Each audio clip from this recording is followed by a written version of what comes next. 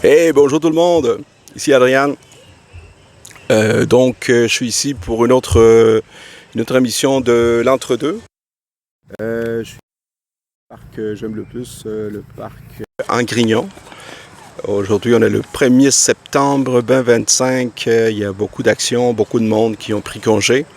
Je ne suis pas le seul à avoir eu la même idée.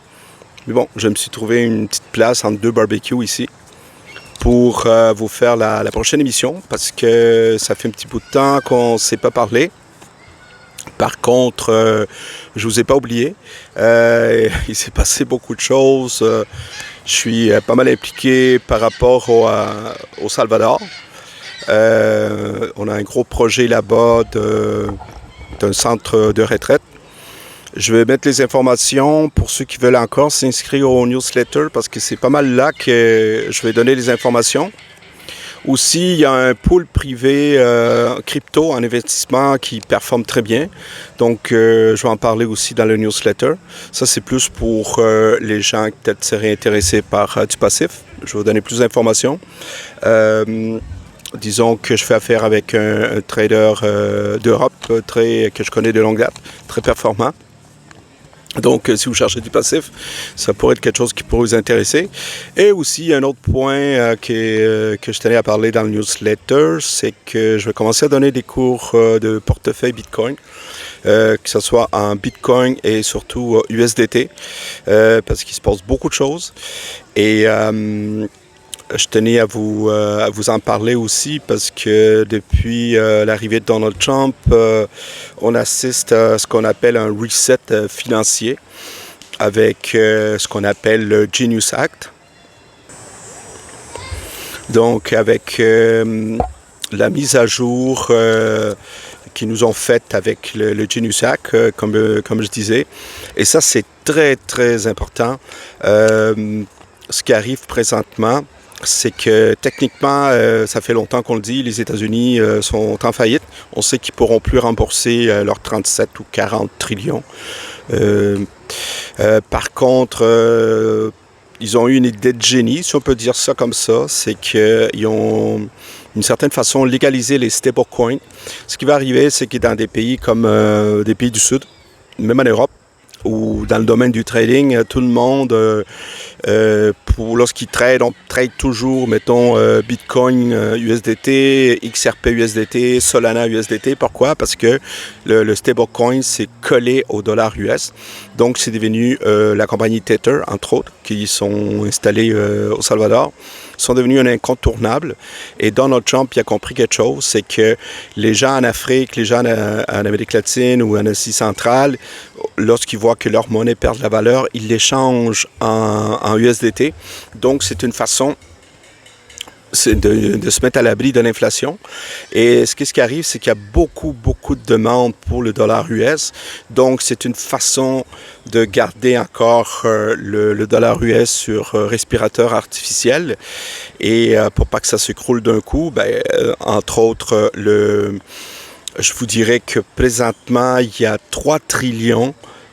On a su qu'il y a 3 trillions qui sont en stand-by, qui n'ont pas noyé le marché et ils attendent juste le OK de la Fed pour rentrer dans le marché et ça va surtout être dans du stablecoin qui vont être émis. On parle même que peut-être Walmart va sortir son stablecoin, Visa va sortir son stablecoin, mais ça reste à voir.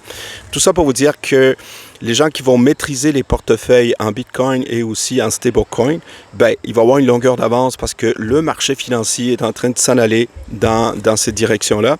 C'est pourquoi je vais donner des cours. Donc, je vais mettre ceux qui sont intéressés par les cours, pour laisser votre email, je vais mettre ça à la fin. Et je vais vous donner plus d'informations sur le cours. Le cours va être en 3 phases. Et la première phase, ça va être je m'adresse surtout à des Canadiens, mais ça s'applique aussi si vous êtes en France. Comment de votre banque, vous l'envoyez à l'exchanger. Ensuite, comment vous achetez de la crypto-monnaie, du Bitcoin ou du stablecoin. Et ensuite, comment vous l'envoyez sur votre portefeuille décentralisé. Ça, c'est hyper important. OK, j'arrête pas de le dire.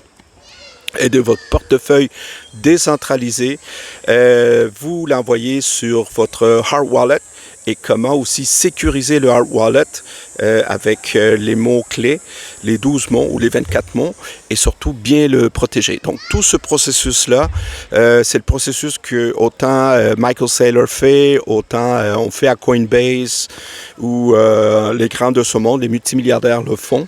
OK, ça, c'est la façon de protéger vos bitcoins. Vous ne laissez jamais ça dans un exchanger, même s'il vous dit qu'il est là pour vous. OK, dans le sens que si vous voulez, tant que l'argent n'est pas dans votre wallet, elle ne vous appartient pas. OK, c'est un peu comme votre compte de banque, en passant. D'accord? Donc, le newsletter, ça, c'est pour les cours. OK? Donc, ceux qui sont intéressés, je vais laisser le QR code et je vais laisser un lien dans la description du vidéo pour que vous puissiez vous inscrire si vous n'êtes pas encore inscrit au newsletter. Je sais, ça fait un bout de temps que j'en parle, mais l'édition s'en vient parce que les choses bougent, d'accord? Donc, je vous donne plus de détails. Une chose sur le cours, ensuite sur notre projet de centre holistique au Salvador, ceux qui veulent avoir une retraite dans le sud. OK, avec une super classe. Et aussi, peut-être si vous êtes intéressé par un investissement passif en crypto. D'accord? Donc, le newsletter va vous guider, vous donner un peu plus de détails là-dessus. D'accord? Donc, là, on va passer à un peu le vif du sujet que je voulais vous parler. Excusez. Je tenais à vous parler d'un gars que j'aime beaucoup, que je suis. Et je vous l'encourage, si vous parlez en anglais, je vais mettre sa photo et son lien ici dans, vous savez, le petit icône là où je mets mes images. Mark Moss, OK? Mark Moss, c'est un peu le gars qui a fait connaître le Bitcoin à Robert Kiyosaki, excusez-moi. Et non seulement ça, mais Mark Moss est devenu une référence parce que ce que j'aime beaucoup de lui, c'est que Mark Moss vient du marché traditionnel, un peu d'investissement, du real estate, donc l'immobilier, mais c'est un gars qui analyse beaucoup les charts, donc les graphiques. Et non seulement les graphiques d'il y a 5 ans, il y a 10 ans, il peut aller dans des graphiques, ça fait 50 ans, ça fait même 100 ans, ou même des milliers d'années. Pourquoi? Parce que les trends, les tendances se suivent. Et il nous explique, puis c'est pas le seul à le dire, c'est qu'on arrive enfin à la fin de notre système financier. C'est mathématique. Donc, le système financier va s'écrouler, va imploser. Et c'est pour ça que nos gouvernements qui sont essoufflés sont hyper endettés. Il y a un reset économique qui s'en vient. Donc, il y a un positionnement que vous devez faire. D'accord? Donc, en finance, si on ne s'adapte pas, on meurt. Tout simplement. Si vous n'êtes pas capable de vous adapter aux nouvelles tendances, vous allez rester sur la touche. Vous allez mourir d'une façon financière. D'accord? Donc, comme Mark Moss le dit, en passant, ce que je vous dis ici, c'est qu'il faut prendre un survol, un recul par rapport à ce qui se passe au Bitcoin. Si vous êtes comme une mouche qui est collée au windshield, vous regardez le prix du Bitcoin tous les jours, ça va suivre aussi, vos pulsions cardiaques vont suivre le graphique du Bitcoin. D'accord? Mais ce qui est important, c'est de voir le big picture. Qu'est-ce qui se passe? Présentement, je l'ai vu ce matin, je crois qu'il est à 108, 109. D'accord? Donc, il est descendu. Il y a une grosse baleine qui a vendu pour des millions. Ça a mis la panique dans le Titanic, mais c'est voulu. OK? On sait maintenant que les États-Unis et même la Chine achètent en cachette. Donc, c'est toujours la même chose, les amis. Ils mettent la peur pour que ceux qui n'ont pas d'expérience, n'ont pas de recul, comme ceux qui sont dans la mission d'entre-deux, mais ils paniquent. Ils vendent et donc ils rachètent par après. Donc, ça va remonter, ils refont encore le même coup. Ils mettent la panique, ils descendent, ils en rachètent d'autres. Pourquoi? Parce que les gros portefeuilles, ils savent que c'est la seule façon d'aller chercher le reste des bitcoins qui restent. Parce qu'au niveau du minage, il en reste 2,5. D'accord? Donc, on revient à Mark Moss, c'est ça qui nous intéresse, c'est de ça que je tiens à vous parler. Je vous conseille fortement de le suivre, c'est une très bonne référence. Donc, il faut comprendre les changements technologiques, OK? Pour ceux qui ne le savent pas, il y a une révolution qui est en train de se faire, c'est la plus grosse, c'est la révolution au niveau financier. Donc, quand Internet est arrivé, ça, je vous l'ai déjà dit plusieurs fois, ça a changé nos habitudes de consommer, communiquer, acheter, voyager. regarder la télévision, regarder le cinéma, et il restait encore un secteur névralgique qui résistait, c'était le domaine financier. Mais là, c'est fini, OK? Avec le blockchain, maintenant, vous allez voir beaucoup de banques qui deviennent hybrides, deviennent DeFi, donc finances décentralisées. Ça, je vais l'expliquer à ceux qui vont suivre le cours. Donc, vous allez vraiment être à jour par rapport à ça, d'accord? Et vous allez voir que c'est quand même abordable. Et je vais essayer de faire ça avec une formule organique. Mais ça, je vais vous expliquer ça dans une autre vidéo pour ceux qui vont s'inscrire au newsletter. Donc, les changements technologiques sont là. Ce qu'il dit, c'est que présentement, nous vivons une opportunité sur 1000 ans. En voulant dire, c'est une opportunité unique. Je vous l'ai déjà dit qu'on assiste au plus gros transfert de richesse de l'histoire parce que jamais l'humanité n'a créé autant de richesses, mais jamais les technologies n'ont eu un impact aussi rapide sur les gens qui savent l'utiliser. D'accord? Donc, les gens qui vont suivre cette technologie-là, se mettre à jour, s'informer, ben, ils vont se positionner. Et on peut gagner très gros si on est du bon côté de l'équation. Parce qu'il y a un tsunami qui s'en vient, puis les gens qui ne s'intéressent ou ne font que suivre la voie traditionnelle, je suis désolé, mais ils vont se faire ramasser. OK? Donc, quelque chose que vous devez savoir, c'est que dans l'administration Biden, ce qui est arrivé, c'est qu'ils étaient vraiment contre cette technologie-là. Ils utilisaient ce qu'on appelle la technique choke point. Choke point, ça veut dire étouffer. Étouffer le système, un système essayer d'étrangler les voies de communication, que ce soit le système bancaire, le système de transfert de liquidité. Mais ça a duré un certain temps. Ça n'a pas toffé parce que Donald Trump est arrivé. Donald Trump, avec tout son entourage, il a compris que, attends un peu, c'est non seulement très bon, ça donne plus de liberté aux gens, mais ça peut aussi sortir les États-Unis avec la stratégie que je viens de vous dire du trou. Enfin, ils vont essayer. D'accord? Donc, l'opération Choke Point de Biden, c'est fini, ça. On est rendu à un autre niveau, d'accord? Donc, depuis que Donald Trump est arrivé, vous êtes au courant, vous devez le savoir. Ceux qui suivent un peu les nouvelles, c'est que la réserve stratégique de Bitcoin a été en place, a été approuvée. OK, par l'administration Trump. Autre chose je viens de savoir en écoutant une de ces émissions, c'est que Fannie Mae et Freddie Mac, c'est un peu les finances d'hypothèque des États-Unis, c'est gros, là. Eux autres, ils gèrent des trillions, des millions de milliards. OK? Mais ils ont reçu l'ordre de pouvoir accepter l'achat d'hypothèques en Bitcoin. Donc, c'est nouveau. Donc, dans très peu de temps, les Américains vont pouvoir acheter leur maison avec du Bitcoin. OK? Présentement, on sait qu'il y a à peu près 65 millions d'Américains qui ont du Bitcoin. OK. Et la façon que ça fonctionne, c'est que le Bitcoin va pouvoir être utilisé comme collatéral lors d'un achat de maison. Un jour, je vais faire une émission parce qu'il commence à y avoir de plus en plus de banques qui sont en train d'offrir justement des prêts sur vos bitcoins. Donc, il y a une technique où si vous ne voulez pas vendre vos bitcoins et plutôt les utiliser pour emprunter, c'est une bonne façon. Pourquoi? Parce qu'aussitôt que vous remboursez votre argent, vous récupérez vos bitcoins et d'ici là, vos bitcoins ont le temps de monter aussi. D'accord? Et ça, cette option-là va être disponible aux États-Unis. Pourquoi je parle toujours des États-Unis? Parce que, comme on dit, what monkey see, monkey do, c'est-à-dire que les États-Unis donnent la note et tout le reste suit. Fait que le Québec, le Canada, éventuellement, vont faire pareil, OK? Et le reste du monde va suivre, d'accord? Donc, au lieu de parler de 4 coins de la planète, on concentre là où les nouvelles partent, OK?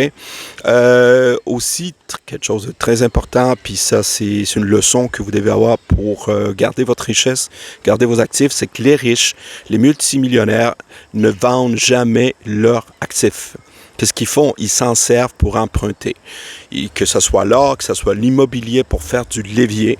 C'est ce qu'ils vont faire avec le Bitcoin. C'est la même technique. Vous l'utilisez comme un collatéral pour emprunter, démarrer une start-up, démarrer une entreprise ou tout simplement investir dans un fonds indiciel vraiment performant. d'accord, pour créer du cash flow, d'accord? Donc, mais les actifs, ce qui donne votre valeur, que ce soit l'immobilier, que ce soit l'or, que ce soit vos bitcoins, mais il ne faut pas s'en débarrasser, là, OK? Parce que peu importe le nouveau système qu'on va mettre en place, le nouveau système financier, ça va toujours avoir de la valeur, d'accord? Aussi, devez savoir aussi que les ETF ont sorti sur le marché grand public. D'accord? Donc, c'est un peu le papier Bitcoin, un peu comme le papier or, OK? Donc, ça, c'est un méga marché. On sait que c'est pas mal BlackRock qui mène le bal par rapport à ça. D'accord? Par contre, moi, en tant que Bitcoiner, je vous dirais, faites attention. Parce que quand vous possédez du papier Bitcoin, vous ne possédez pas du Bitcoin, OK? Vous pouvez spéculer, vous pouvez faire du levier avec, mais ne pensez jamais que parce que vous avez un ETF, vous avez vos Bitcoins dans vos poches, là, OK? C'est tout simplement un certificat qui dit que le temps Bitcoin sont custodiés, sont entrepôts en votre nom et vous pouvez les réclamer. Mais vous savez, tant que ce n'est pas dans votre poche, ce n'est pas à vous. Aussi, on sait que les fonds mutuels, les hedge funds, les fonds de retraite américains, ils embarquent, ils s'en viennent. Et ça, eux autres sont encore plus gros. C'est un peu le coussin qui tient les États-Unis, sont encore plus gros que BlackRock. OK? Ils vont rentrer dans le bal du Bitcoin. D'accord? Étant donné que toutes les régulations ont été mises en place pour créer ce chemin pour que ces gros mastodontes puissent rentrer dans le marché. Donc, le prix que vous voyez là, même s'il descend à 100 000, là, c'est une aubaine, là, OK? Parce qu'on s'attend qu'il va tripler, quadrupler. On se dirige tranquillement, éventuellement, vers le million pour un Bitcoin, d'accord? Mais vous ne devez pas le voir juste comme un investissement, vous devez le voir aussi comme une protection. D'accord? Comme une assurance par rapport à ce qui s'en vient. Et une autre chose que je trouvais ça intéressant avec Mark Moss, il nous parlait de la courbe S. OK? Le fameux S. Je vais faire un graphique. OK?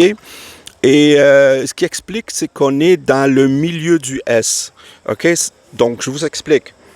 Vite. Mais en fin de compte, c'est pas difficile à comprendre, c'est que quand une nouvelle technologie arrive, il y a un mode en bas du S, où ça commence à prendre une tendance, il commence à avoir de l'adoption, tu as les early birds qui embarquent, les geeks, et à un moment donné, mais ça devient de plus en plus facile, le mainstream embarque, et là, il y a un effet d'accélération. OK? Là, qu'est-ce qui s'arrive? L'effet d'accélération, ça fait « wow », ça monte. OK?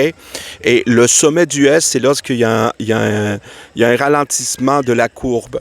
Mais là, on est en mode accélération avec tout ce que je viens de vous dire. Donc, c'est une phase hyper importante. En d'autres mots, comme on dit ici au Québec, c'est là que ça se passe. C'est maintenant que vous devez vous positionner. Donc, la phase d'accélération et d'adoption de cette technologie-là commence à être à son maximum. OK? Je sais que Mark Saylor disait que tout va se jouer dans les 10 prochaines années. Moi, je vous dirais, attendez pas 10 ans parce que, étant donné que tout s'accélère au niveau géopolitique, et je peux déjà vous dire que l'année prochaine, peut-être qu'on nous prépare des nouvelles guerres parce que tout simplement, je vais vous dire les choses clairement, quand les pays sont en faillite, surtout des grandes puissances comme les États-Unis, la seule chose qui peut distraire les gens, un peu comme le magicien qui dit « Regardez la main, là, ici. » OK? C'est les guerres. Pourquoi? Parce que la guerre, ça le dos large. On peut mettre toutes les fautes sur les guerres, que ce soit l'hyperinflation, la montée des prix, l'effet que les gens perdent leur maison. OK? Tout est prétexte. D'accord?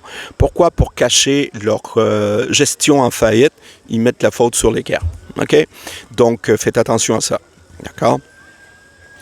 Et aussi, quelque chose d'intéressant aussi, c'est que depuis les débuts que Bitcoin est là, OK, on parle de 2009, bon an, mauvais an, on parle d'une moyenne de 65% compound, OK, d'intérêt composé par année que le Bitcoin a fait. Donc, et le Bitcoin n'est pas prêt de s'arrêter.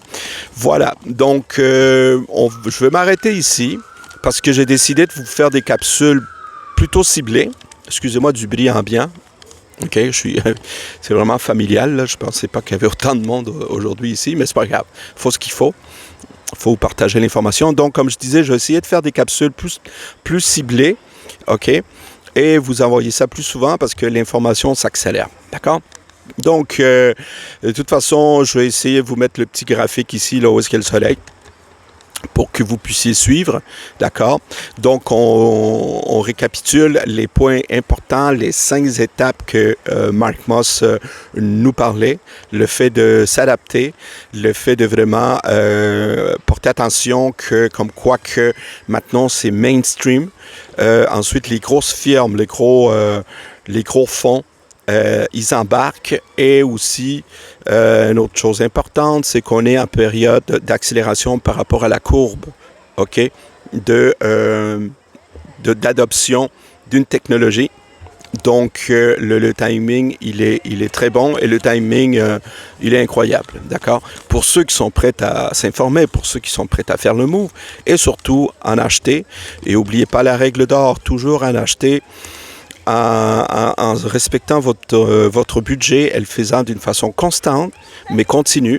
Fait que ça monte, que ça descend sur le long terme, si vous avez une visée de 4 à 5, 6 ans, vous allez voir, vous allez faire 3, 4 fois, 5 fois, OK? Fait que ça, c'est très important, c'est ce que je mets en place, c'est ce que j'encourage les gens. On n'essaie pas de battre le Bitcoin, on n'essaie pas de jouer au fin finaux puis essayer de faire le trade du siècle parce que vous allez vous planter. OK? Même les grands experts, ils le disent, le Bitcoin, c'est une bébête très imprévisible. Pourquoi? Parce qu'il suit les humeurs du marché. Donc, mais si vous utilisez la technique d'en acheter un petit peu par semaine ou 2 semaines ou par mois, en respectant votre budget, vous allez très bien dormir et dans 6 mois, 1 an, vous allez avoir un sourire d'une oreille à l'autre. D'accord?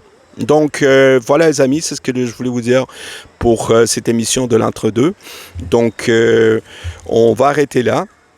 Et d'ici là, moi, je vous dis bon stacking de Bitcoin. Et comme je vous dis à la fin du vidéo, suivez les liens pour ceux qui veulent s'inscrire au newsletter dans lequel je vais parler plus en détail sur les cours et aussi peut-être le fonds d'investissement crypto pour ceux qui sont ouverts, à qui ça peut intéresser. Donc, ciao tout le monde. On se parle très bientôt. Bye.